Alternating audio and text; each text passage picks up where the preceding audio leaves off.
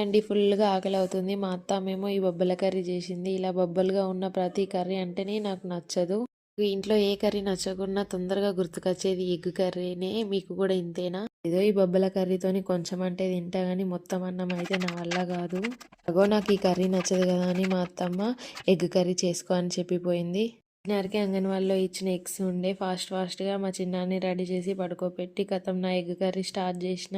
ఇంట్లో కూరగాయలు లేకుండా మనకు నచ్చని కర్రీ ఇంట్లో చేసినా మనకు ఏ కర్రీ తినాలనిపించకుండా టైం లేకుండా అన్నిటికీ ఒకటే కర్రీ సొల్యూషన్ అదేనండి మన ఎగ్ కర్రీ.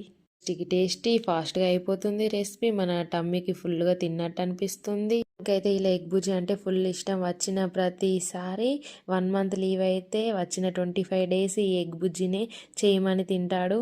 అత్తమ్మ ఏ కర్రీ చేసినా కూడా మా వారైతే నాతో ఎగ్ బుజ్జి చేసుకొని మరి తింటాడు. మటన్ చికెన్ కన్నా ఈ ఎగ్ బుజ్జితోనే ఫుల్గా తింటాడు ఆయన అయితే. చేసిన ఎగ్ బుజ్జి అయితే సూపర్ ఉండే, టేస్ట్ మాత్రం మంచిగా తినేసిన. ఇలా మీ ముందు కొంచెం చూపించుకుంటూ తిన్నా.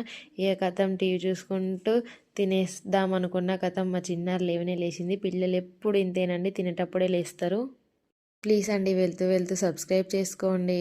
బాయ్.